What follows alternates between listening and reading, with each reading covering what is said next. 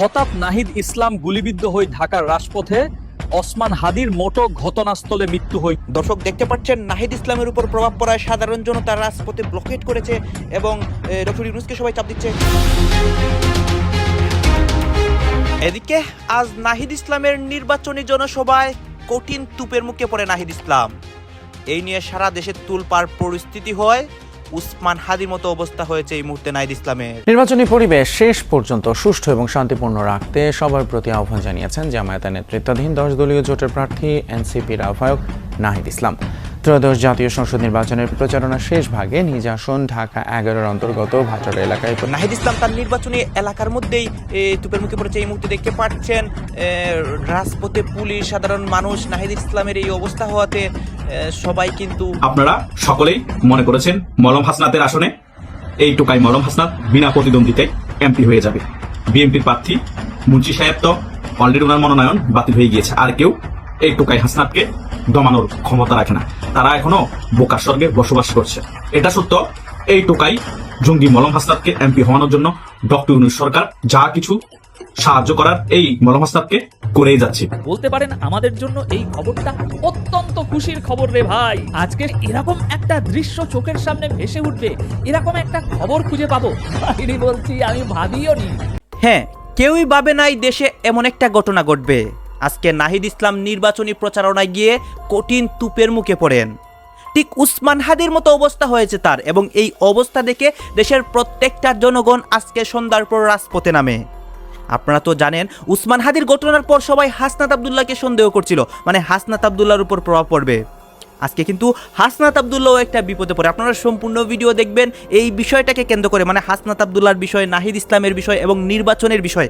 অনেকে তাদের নিজের মুখে অনেক আলোচনা সমালোচনা করে, অনেক রহস্য উদ্ঘাটন করে।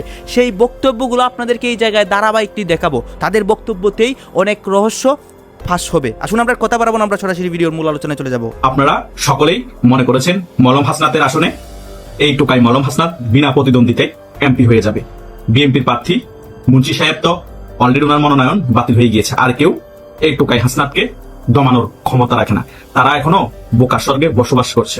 এটা সত্য, এই টোকাই জঙ্গি মলম হাসনাতকে এমপি হওয়ানোর জন্য ডক্টর ইউনূস সরকার যা কিছু সাহায্য করার এই মলম হাসনাতকে করেই যাচ্ছে। মুন্সির মনোনয়ন বাতিল করেছে, তিনি একজন ঋণ খেলাপি সেই কারণে।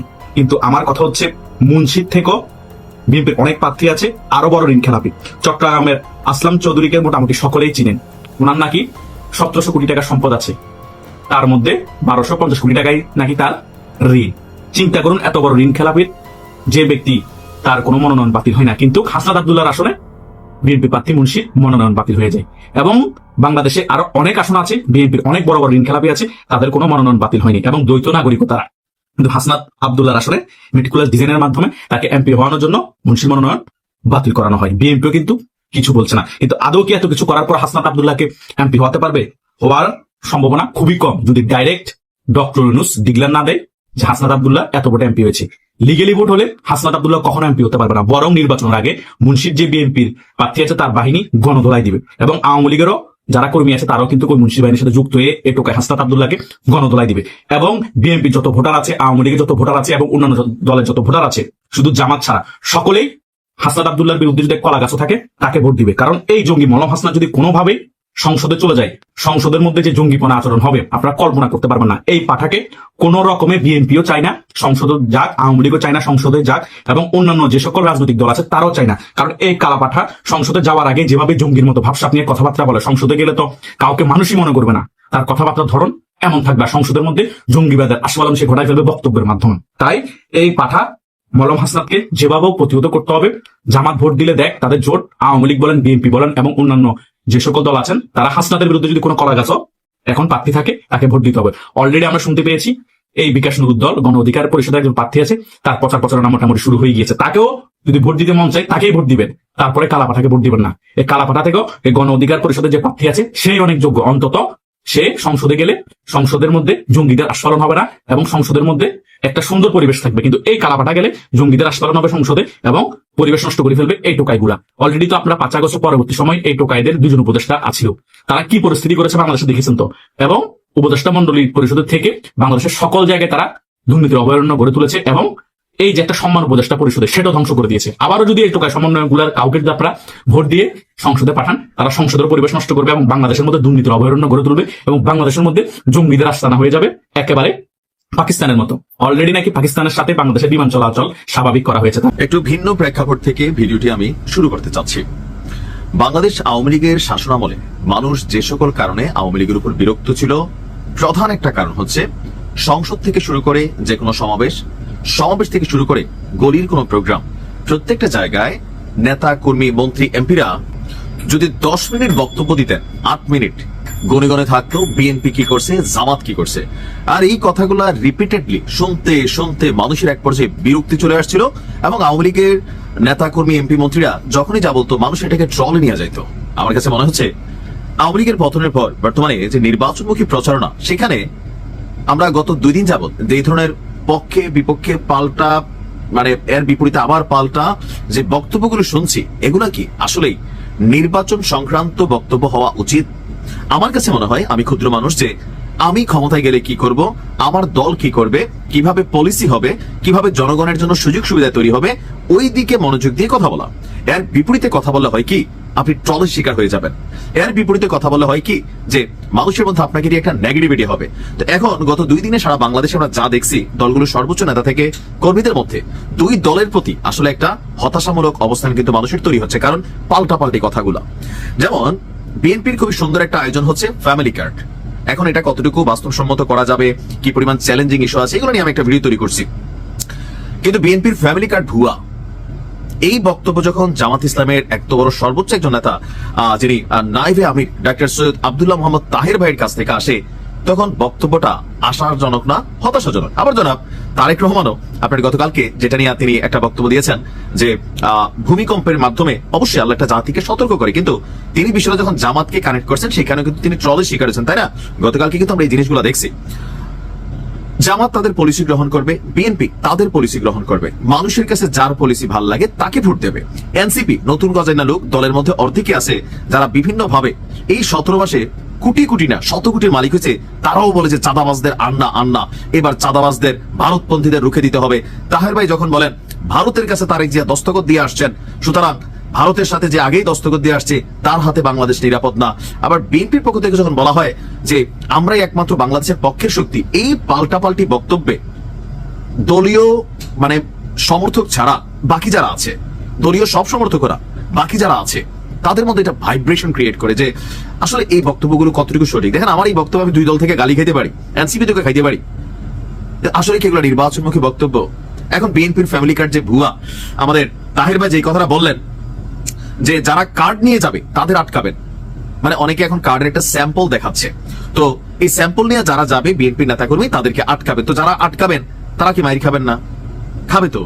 এমনকি তিনি বলছেন যে চিফ ইলেকশন কমিশনার বলেছেন এগুলো এটা বেআইনি, এগুলো নির্বাচনের আচরণ বিধি লঙ্ঘন। চমৎকার 2টি খবর আপনাদের জন্য নিয়ে এসেছি, হয়তো আপনাদের চোখে পড়েছে, তারপরে আমি শুধু মনে করিয়ে দিচ্ছি। আগামী 13শ জাতীয় সংসদ নির্বাচনে বিজয় লাভ করে বাংলাদেশের প্রধানমন্ত্রী হবার মতো যোগ্যতা তারেক রহমানের নেই বলে মতামত ব্যক্ত করেছেন মার্কিন ডিপ্লোম্যাটরা। অপরদিকে জামায়াতের বিপুল সম্ভাবনা দেখে আগামী নির্বাচনে জামাত ইসলাম সংখ্যাগরিষ্ঠতা পাবে এবং অনেক বেশি আসন পেয়ে তারা সরকার গঠন করবে। ফলে মার্কিন যুক্তরাষ্ট্র জামাতের সাথে কাজ করতে, সম্পর্ক বৃদ্ধি করতে চায়। এরকম 2টি নিউজ পৃথকভাবে এসেছে। এর ভিতরে প্রথম নিউজ সেটি ওইভাবে এখনো ভাইরাল হয়নি, দ্বিতীয়টি ভাইরাল হয়েছে। প্রথমটি এটি গোপন সূত্রে পাওয়া গেছে, বিএনপি পন্থী কিছু সাংবাদিকদের নির্বুদ্ধিতার কারণে বলবো আমি, যেহেতু এটি প্রকাশ হবার কারণে জামাতপন্থী যারা রাজনীতি করে দেশে তাদের লাভ হয়েছে, অর্থাৎ 10 দলীয় জোট সমর্থকদের ব্যাপকভাবে লাভ হয়েছে। কিন্তু বিএনপির যে কত বড় ক্ষতি হলো, এবং বিশেষ করে যারা ওই সাংবাদিক যারা এইটার সাথে জড়িত, যারা এই ক্লিপটি লিক আউট করেছে, তাদের যে কত বড় ক্ষতি হলো তারা এটি বুঝতেই পারেনি। তাহলে বিষয়টা আসেন আমরা একটু পরিষ্কার করে বোঝার চেষ্টা করি। মার্কিন যুক্তরাষ্ট্রের এম্বাসিতে বাংলাদেশি কয়েকজন সাংবাদিক, সব কিন্তু বিএনপি পন্থী, এরা একটা বৈঠকের সময় গোপন ভাবে ভিডিও করে, এটি কারো জানা ছিল না, ওই ডিপ্লোম্যাটদেরও জানা ছিল না, কূটনীতিকদেরও জানা ছিল না। তারা গোপন ভাবে কথোপকথন গুলো, ওই অফিসিয়াল অর্থাৎ আনঅফিসিয়াল যে কথোপকথন, প্রোগ্রাম শুরুর আগে বা অনুষ্ঠান শুরুর আগে ব্যক্তিগত পর্যায়ে যে সমস্ত কথাবার্তা হয়, এইগুলো তারা গোপনে ভিডিও ধারণ করে। এরই একটি পর্যায়ে মার্কিন কূটনীতিকরা তারা এরকম গল্পের ছলে বলছিলেন যে তারেক রহমান আগামী নির্বাচনে যদি প্রধানমন্ত্রী হয় তাহলে তিনি প্রধানমন্ত্রী হবার মতো ম্যাচুরিটি তার ভিতরে এখনো আসে নাই।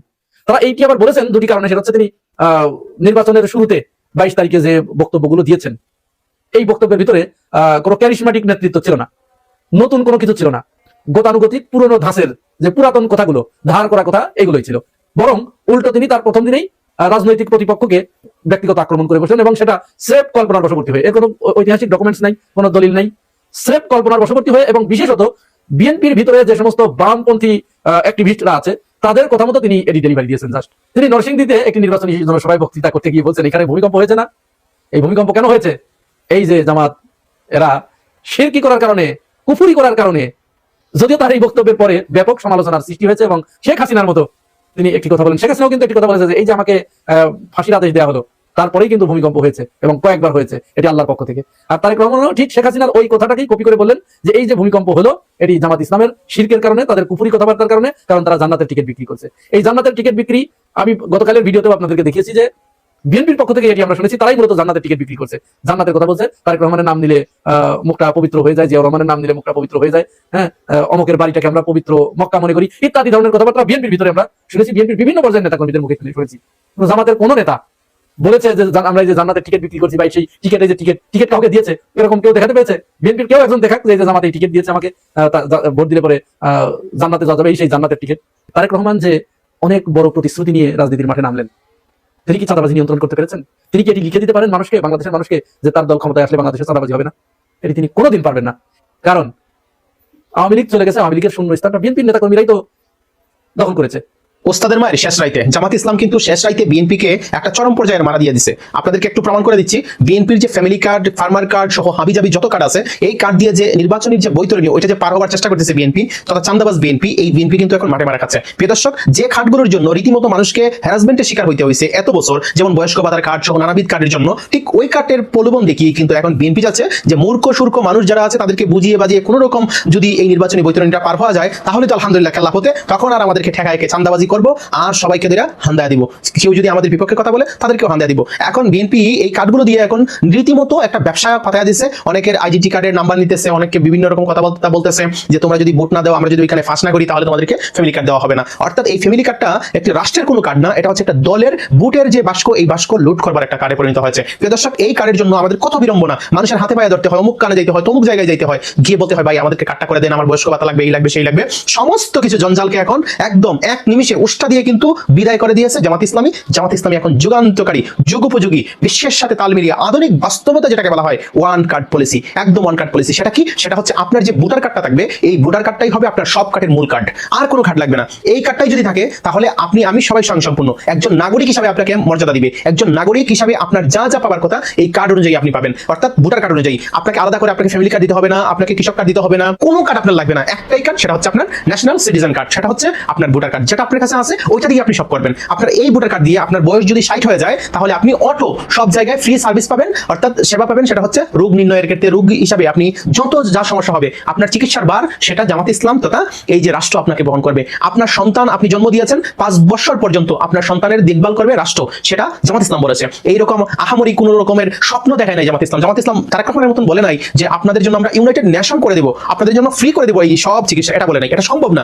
কখনো সম্ভব না। বিএনপি যেটা বলতেছে এটা বাস্তবায়ন করতে পারবে না যদি তারা ক্ষমতায় আসে। লিখে রাখেন, এখন জামাত ইসলাম যেটা বলছে যে 5 বছর পর্যন্ত আপনার সন্তানের সব দায়িত্ব হচ্ছে সরকার, সরকারের সব চিকিৎসা ব্যয়ভার বহন করবে। অপরদিকে আপনি যখন বৃদ্ধ হয়ে গেছেন, 60 বছরের পরে আপনি একটা শিশুর মতো হয়ে যাচ্ছেন, আপনি ঠিক সেই মুহূর্তে আপনার ব্যয়ভার কিন্তু সমস্ত চিকিৎসার ব্যয়ভার সরকার নিয়ে নিবে। তাহলে কত চমৎকার না? আর এটার জন্য আপনাকে মানুষের দ্বারে দ্বারে ঘুরতে হবে না যে ভাই আমাকে একটা চিকিৎসার জন্য একটা হেলথ কার্ড দেন, একটা ফ্যামিলি কার্ড দেন, এইরকম কোনো দানাই পানাই নাই। আপনার ভোটার কার্ড আছে মানে আপনি ফিট।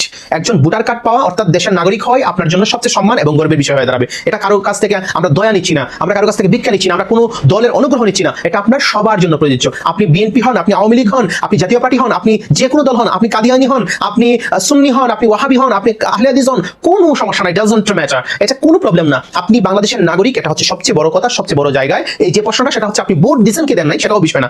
জামাত ইসলাম যদি বাংলাদেশের ক্ষমতায় আসে, ইনশাআল্লাহ আমরা আশা করছি 12 তারিখের নির্বাচনে ভূমিদস্যু বিজয়ের মাধ্যমে চাঁদাবাজদেরকে হারিয়ে এই বাংলাদেশে সততা ইনসাফের যে কাঠামো তৈরি হয়েছে, এই ঐক্যবদ্ধ বাংলাদেশে প্রতিনিধি হবে, আমাদের নেতা হবে ডক্টর শফিকুর রহমান, এবং জামাত ইসলামী বাংলাদেশের নেতৃত্ব দিবে, এটা আমরা বিশ্বাস করি। ইনশাআল্লাহ এটা সময় ব্যাপার মাত্র। সুতরাং এই বাস্তবতা কিন্তু আমরা ইনশাআল্লাহ সেটা প্রতিফলিত হবে, আমরা সেটা বাস্তবায়ন করব।